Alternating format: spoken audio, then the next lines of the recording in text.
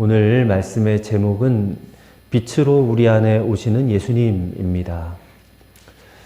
자, 이탈리아 알프스 산에 있는 한 마을에 작은 교회가 하나 있습니다. 근데 그 예배당 안에는 사면 벽둘레에 구약시대 선지자들의 그 동상이 세워져 있다고 합니다. 근데 그 선지자들의 동상이 가만히 보니까 손가락이 다 어느 한 방향을 가리키고 있다는 거예요. 같은 방향을. 그래서 그 가리키는 방향을 따라서 쭉 가다 보면 맨 마지막에 뭐가 있느냐? 바로 예수 그리스도의 동상이 서 있다고 합니다. 그러니까 이것은 모든 구약의 선지자들은 누구를 가리키느냐? 예수님을 가리킨다는 거예요. 그리고 그들이 한 예언들도 역시 예수님을 알리고자 하는데 있다라는 것을 말해주는 그런 것입니다. 근데 우리가 읽은 오늘 구약 성경 가운데 이사야서를 읽었는데 예수님에 대해서 가장 많이 예언하고 말씀하신 성경이 바로 이사야서거든요. 그래서 이사야서를 구약의 복음서다라고 말하기도 합니다. 자, 오늘 읽은 본문은 예수님께서 이 땅에 오시기 전 약 700년 전 그때 이사야가 바라본 메시아, 예수님의 모습을 그리고 있습니다. 자, 이사야 9장을 읽었는데 7장 14절에 보면 우리가 너무나 잘 아는 유명한 말씀이 있어요. 이사야 7장 14절에 그러므로 주께서 친히 징조를 너에게 주실 것이라 보라 처녀가 잉태하여 아들을 낳을 것이요 그의 이름을 임마누엘이라 하리라. 우리 예수님의 이름이 임마누엘이잖아요. 별명이. 이제 마태복음에도 나와 있는 말씀인데, 자, 오늘 본문의 배경을 좀 잠깐 말씀을 드리면 이렇습니다. 이사야 선지자가 활동하던 당시에 세계 패권을 휘두르던 나라가 아수르라는 나라였습니다. 이미 이스라엘은 북이스라엘과 남유다로 이렇게 나눠져 있었는데, 북쪽 이스라엘은 이 아수르의 침공을 받아가지고 그냥 나라가 멸망해 버렸습니다. 그리고 아수르가 북이스라엘을 침공해서 멸망시킨 그 여세를 몰아서 남유다도 침공해 왔습니다. 그때 당시 남유다도 이 아수르와 맞설 수 있는 그런 힘이 없었어요. 근데 설상가상으로 당시에 남유다를 이끌어가고 있던 우시야 왕이 죽고 말았어요. 왕의 죽음으로 인해서 남유다는 정치적 공백까지 생겼어요. 그래서 백성들은 더 큰 두려움에 빠지게 되었다는 것입니다. 그렇다고 주변 어느 나라에 도움을 청할 수도 없는 상황입니다. 주변 나라들이 동맹관계를 다 맺고 아수르와 대항한다 할지라도 아수르와 상대를 할 수 있는 힘이 되지를 못해요. 그나마 믿을 수 있는 나라가 애굽밖에 없었는데 당시의 애굽조차도 그 힘이 극도로 약화된 상태에 있었던 그런 형편이었습니다. 그러니까 상황이 이렇다 보니까 남유다로서는 어느 곳 하나 희망이 보이지를 않는 거예요. 이제 북이스라엘처럼 우리도 아수르에 의해서 멸망을 당할 수밖에 없겠구나. 그런 절망감이 가득하던 그때에 그 두려움과 불안에 떨고 있던 유다 백성들에게 하나님께서 희망을 보여주시는 거예요. 바람 앞의 등불처럼 곧 멸망할 수밖에 없는 유다 민족을 구원할 메시아를 보내주시겠다. 그 메시아를 하나님께서 예비하고 계신다라는 말씀이 이사야 선지자를 통해서 선포케 하셨다는 것입니다. 바로 이사야가 예언한 그 메시아가 누구이십니까? 온 인류의 구세주로 탄생하실 예수 그리스도이십니다. 예수님께서는 이 땅에 태어나시기 전 약 700년 전에 이사야 선지자를 통해서 하나님이 한 아기를 주시겠다고 약속하신 그 예언의 성취자라는 거예요, 예수님이. 자, 오늘 우리가 읽은 본문의 말씀은 2000년 전에 예수님의 탄생하심으로 이미 온전히 성취된 그런 내용들이에요. 그렇다면 2000년 전에 메시아로 탄생하신 예수님께서 오늘 우리에게는 어떤 모습으로 찾아오시는 것일까? 우리에게는 그게 더 중요하지 않겠습니까? 오늘 함께 그 말씀을 상고해 보고자 합니다. 첫째로 우리 예수님은 우리에게 빛으로 오시는 메시아이시다라는 것입니다. 빛으로 오시는 메시아. 자, 인디언의 우화. 우리는 이솝우화를 너무 이제 익숙하게 잘 알고 있는데 인디언에게 전해 내려오는 우화가 있다고 합니다. 어떤 우화가 있느냐? 하늘의 해가 어둠이 무엇인지를 이해하지를 못했대요. 그러자 별이 그 해를 데리고 아주 캄캄한 굴로 갔다는 거예요. 근데 그 굴에 해가 들어가자마자 어둠이 완전히 사라지는 거예요. 그래서 별은 해에게 흑암이 무엇인지를 보여줄 수 없었다는 것이 그런 우화가 있다는 것입니다. 그러니까 해가 비치는 곳, 해가 가는 곳이면 어디서나 어둠은 물러가게 되고 빛으로 충만할 수밖에 없다. 이게 성경이 우리에게 알려주는 귀한 핵심적인 메시지 아닙니까? 빛 대신 예수님이 오시면 이 땅의 어둠은 자연히 물러갈 수밖에 없다는 거예요. 빛 대신 예수님이 이 땅을 비추면 빛으로 충만할 수밖에 없다. 그 말이에요. 예수님이 오시기 전에 이 세상은 빛이 없었어요. 어둠이 장악한 세상이었어요. 근데 사람들이 좀 이성이 있고 머리가 있으니까 이 세상을 율법의 빛으로, 양심의 빛으로 한번 밝혀보리라. 그렇게 수고하고 애를 썼어요. 하지만 사람이 가지고 있는 그런 능력, 율법의 빛이나 양심의 빛이 이 어두운 세상을 밝혀내지 못했어요. 왜냐하면 거기에는 생명이 없기 때문에. 사람은 여전히 흑암에 거할 수밖에 없었습니다. 근데 마침내 때가 되매 흑암에 거하던 백성들을 위해서 참 빛이 오셨어요. 참 빛이 이 세상에 오심으로 소망이 없던 사람들에게 소망을 주셨어요. 밤 같은 세상을 낮이 되게 하셨어요. 광명이 비치게 했다는 거예요. 그게 오늘 본문 2절 말씀이에요.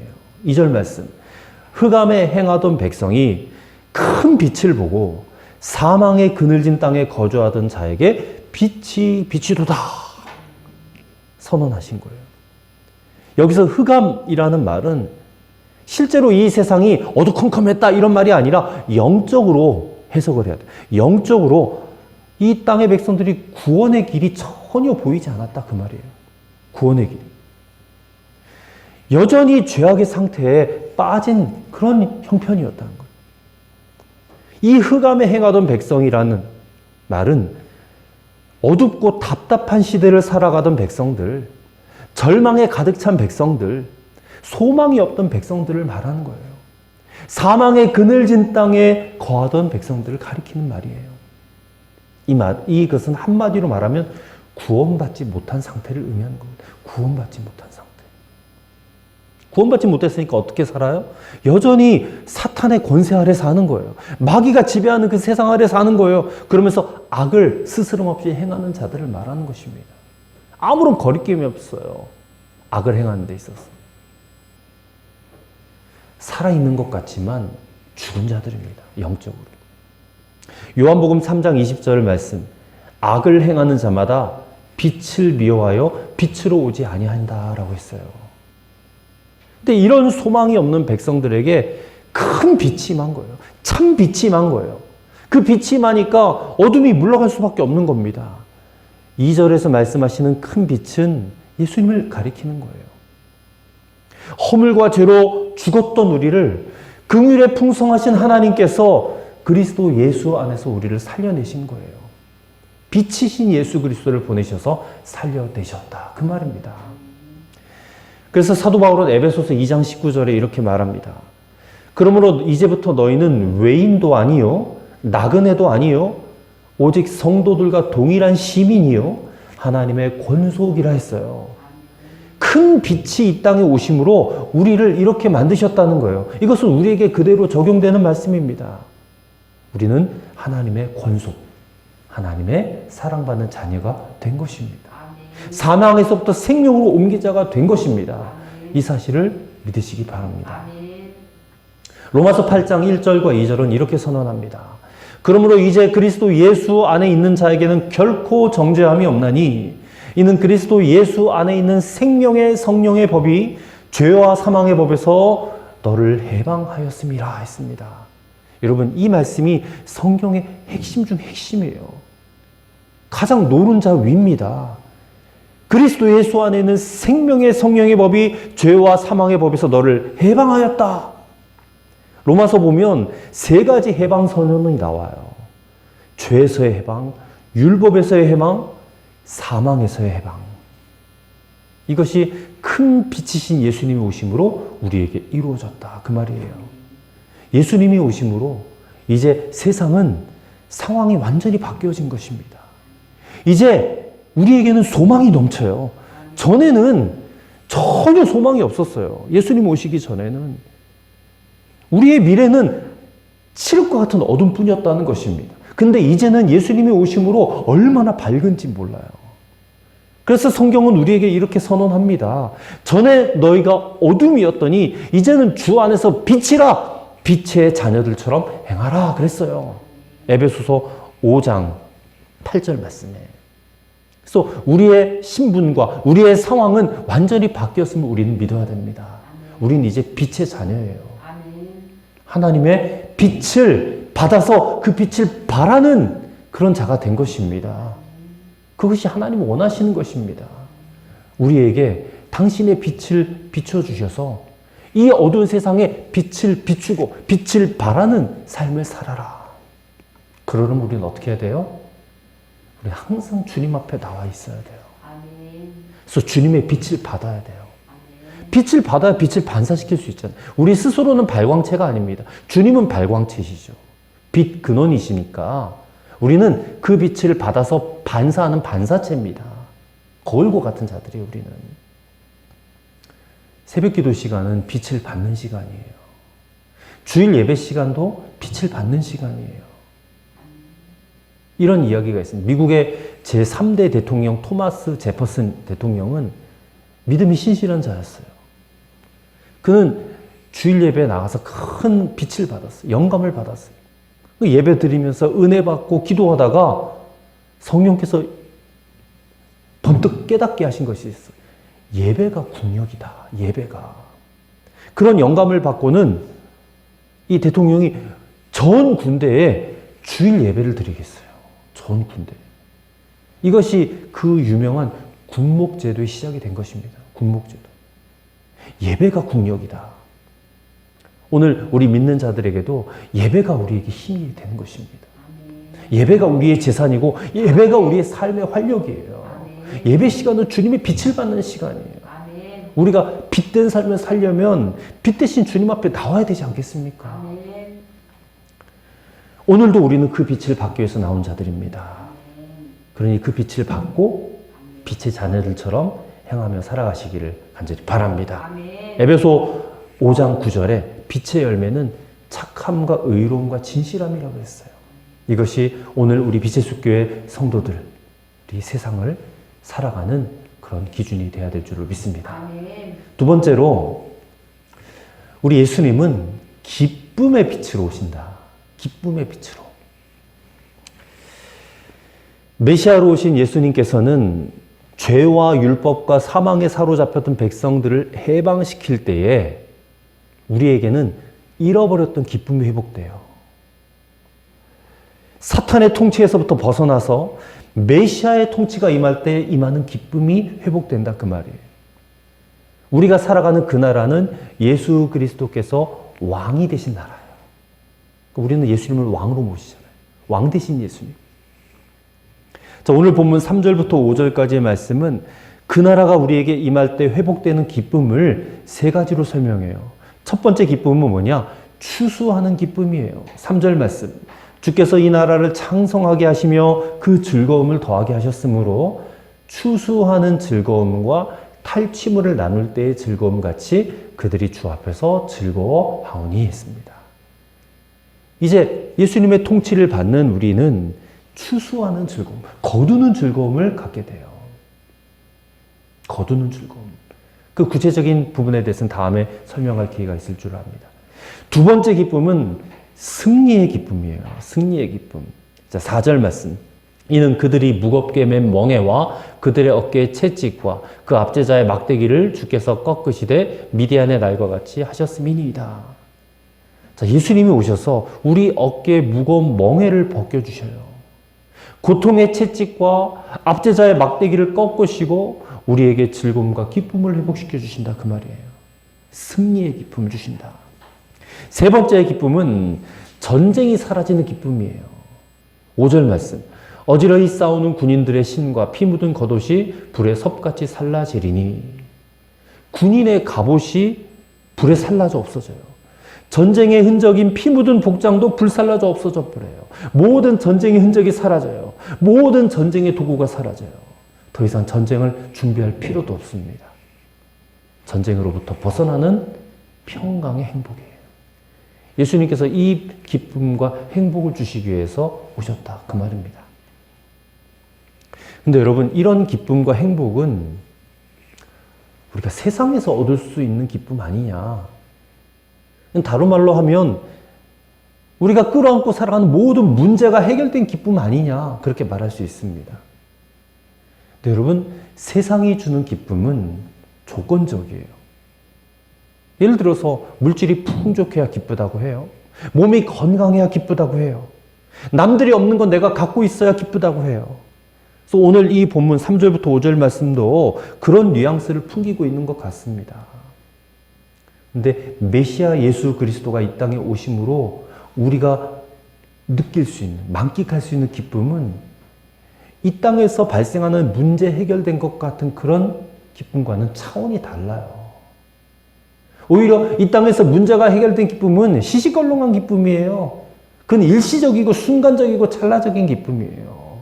예수님이 오심으로 주시는 기쁨은 겨우 그 정도의 기쁨이 아니라는 것입니다. 우리 인간에게는 가장 본질적인 문제가 있거든요.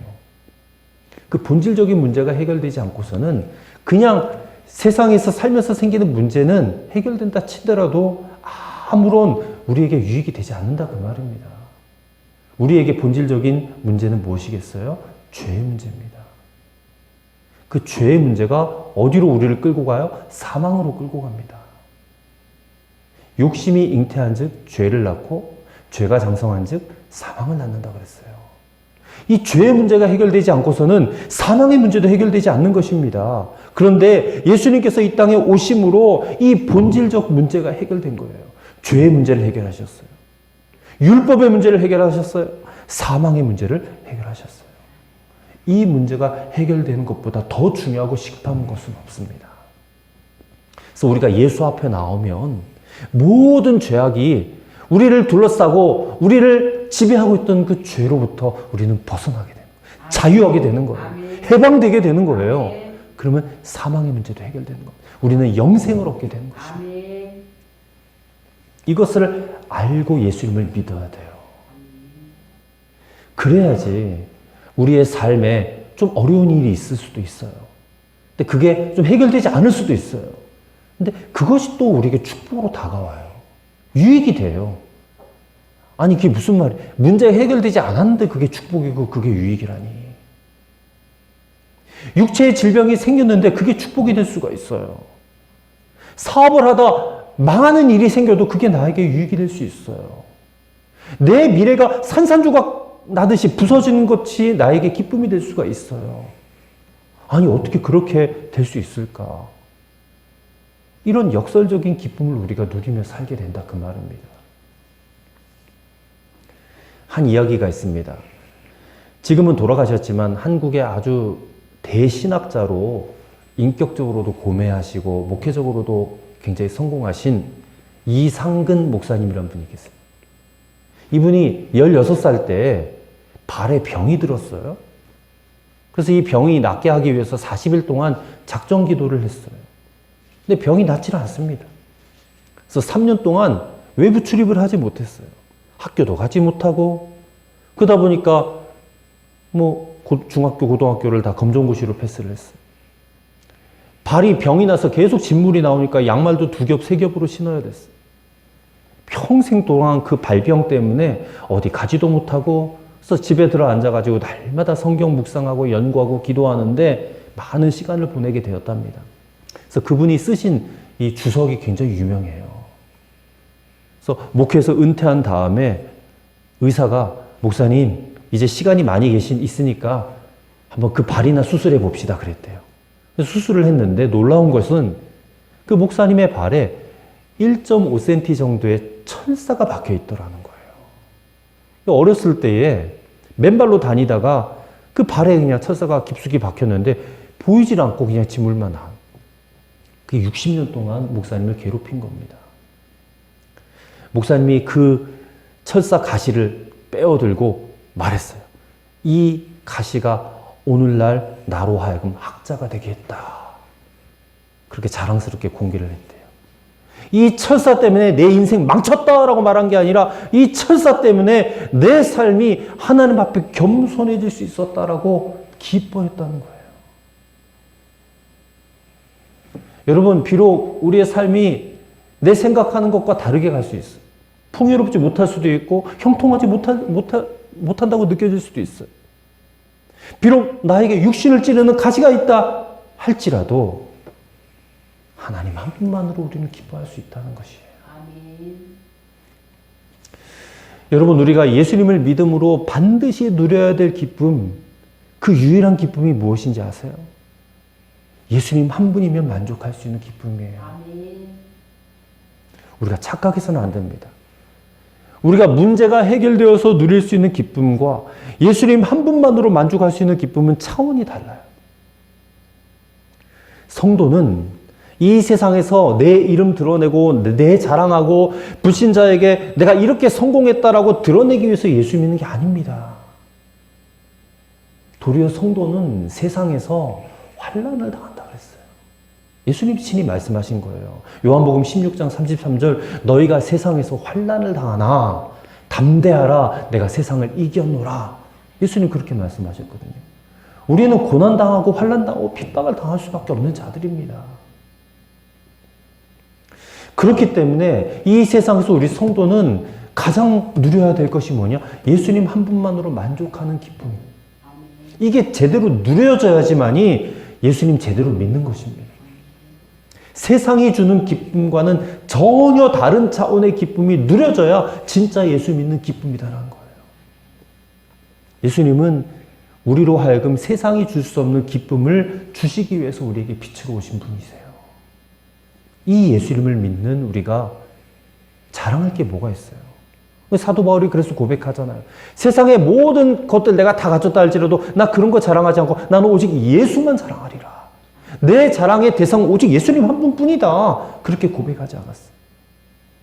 오늘 가시밭 같은 인생을 걸어가는 우리들, 세상 사람들 보기에 참 불통한 인생 살아가는 것처럼 보이는 우리들이라 할지라도 내 속에 계시는 예수님 한 분만으로 기뻐하는 성도들이 되시기를 바랍니다.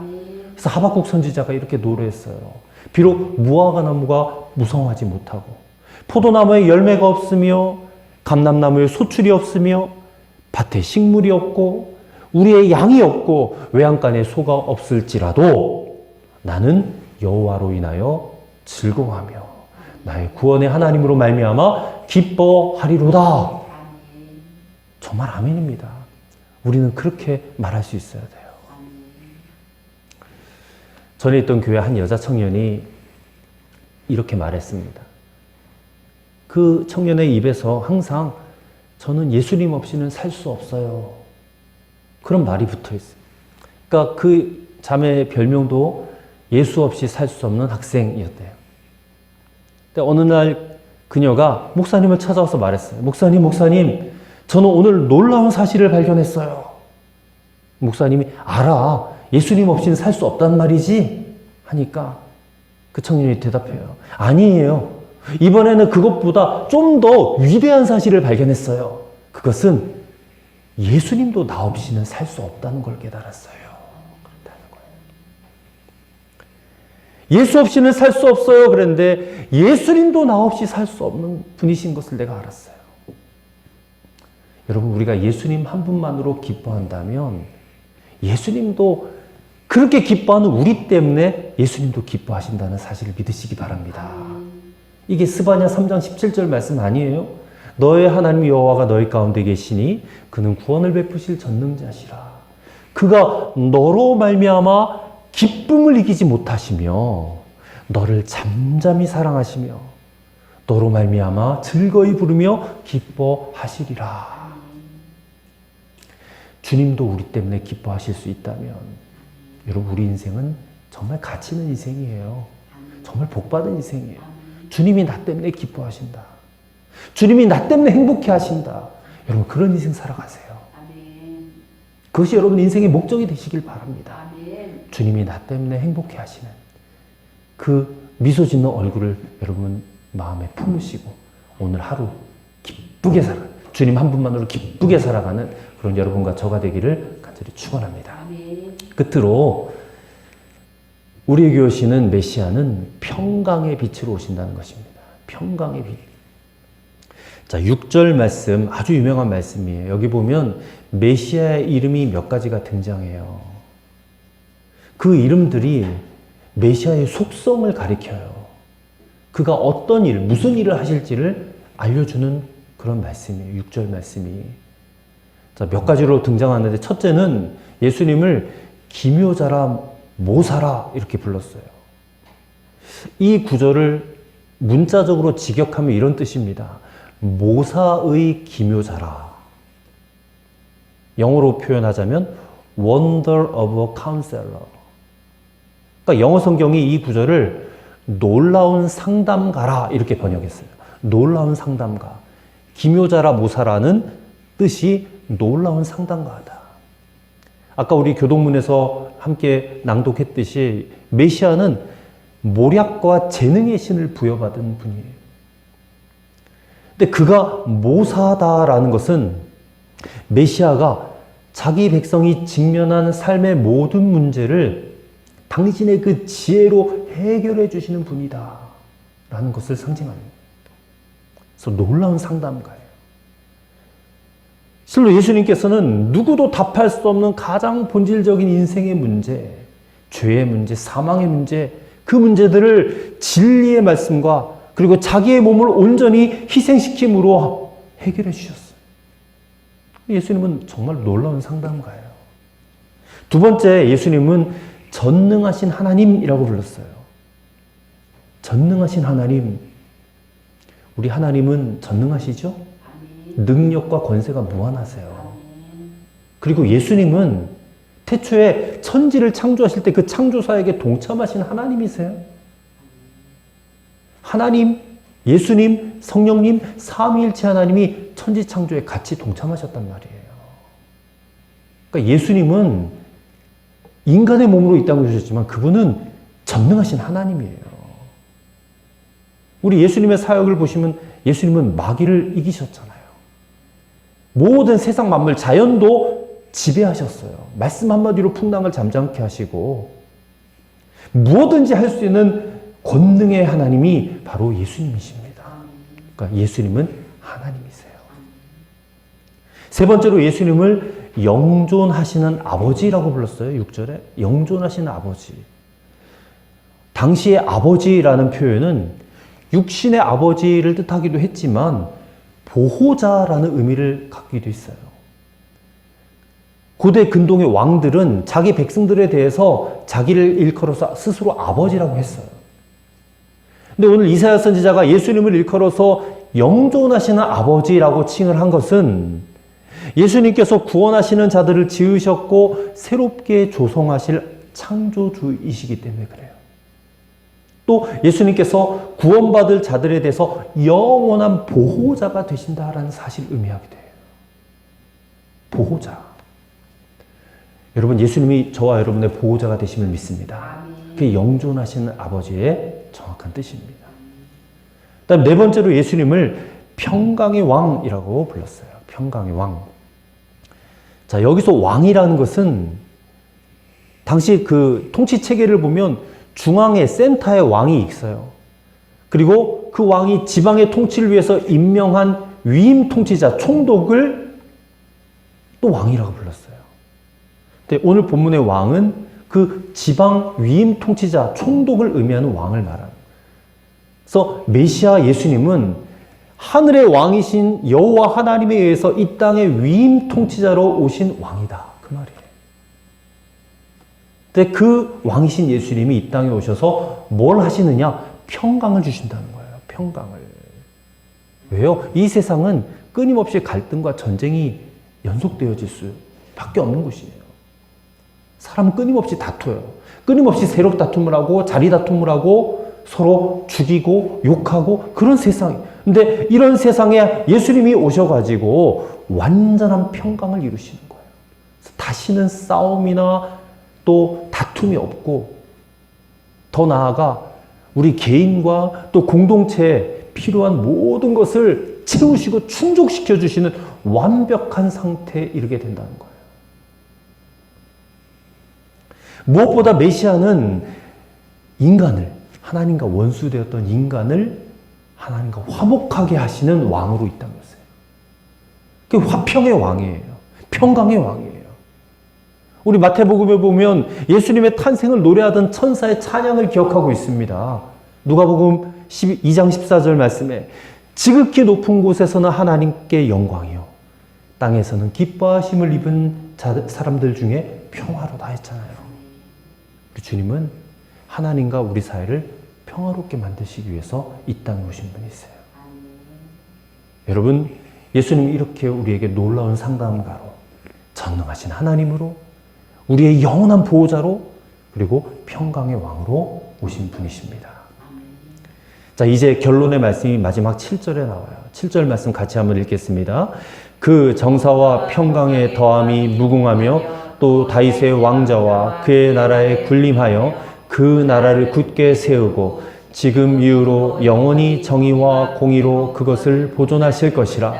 만군의 여호와의 열심히 이를 이루시리라. 아멘. 자, 인상적인 표현 하나가 나와요. 바로 맨 뒤에 나온 여호와의 열심이랍니다. 이 열심이라고 번역된 히브리어가 열정, 질투라는 뜻이에요. 질투. 여러분, 하나님은 우리를 질투하셔요. 질투는 어떤 때 쓰는 단어예요? 누군가를 아주 열렬히 뜨겁게 사랑하지 않고서는 질투할 수 없어요. 질투가 난다라는 말은 내가 사랑하는 사람이 나 말고 다른 사람 좋아하는 것을 너무너무 싫어하는 것 아니에요? 그래서 질투한다는 것은 그 사람을 정말 사랑한다는 증거예요. 근데 하나님의 열심, 이 질투가 우리를 향해 있다는 거예요. 하나님 우리를 얼마나 뜨겁게 사랑하시는지 몰라요. 우리에 대해서 질투를 품고 계신 하나님이세요. 어떤 사람은 말합니다. 예수님이 이 땅에 태어나신 성탄절은 우리에게는 너무너무 행복한 날이지만 하나님께는 가장 슬픈 날이라. 무슨 뜻일까요? 우리를 구원하시려고, 우리에게 평강을 주시려고 오신 그 기쁜 날이 하나님께는 가장 사랑하는 외아들을 죽이시기 위해서 이 땅에 보내신, 그러니까 그 아버지에게는 눈물 쏟을 수밖에 없는 고통의 날이었다라는 거예요. 하지만 이런 아픔과 고통까지 기꺼이 감수하게 하신 것이 우리를 질투하기까지 사랑하신 하나님의 뜨거운 사랑, 그 뜨거운 열심을 우리는 받은 자들인 줄로 믿습니다. 우리는 무엇에 대해서 열정과 열심을 품고 있어요? 우리도 하나님을 향하여 열심을 갖고 있습니까? 아니면 여전히 이 땅에서 누리고 싶은 현세적인 축복에 대한 열심을 갖고 있습니까? 인간이 바라는 대로 물질, 명예, 건강, 자녀들의 형통이 성취되는 그날이 오면 우리에게 진정한 평강이 올까요? 아니에요. 결코 아닙니다. 진정한 평강은 이 땅의 평화의 왕으로, 평강의 빛으로 오신 예수 그리스도를 만날 때만 가능한 거예요. 예수님 만나야 돼요. 그리고 그 아들을, 외아들을 아낌없이 이 땅에 보내신 하나님의 열심을 믿을 때만 가능한 일이에요. 그럴 때 우리에게 진정한 평강이 찾아온다는 것이에요. 오늘 사랑하는 여러분, 우리가 그 예수님 만나러 오늘 주일 아침에 주의 제단으로 나왔어요.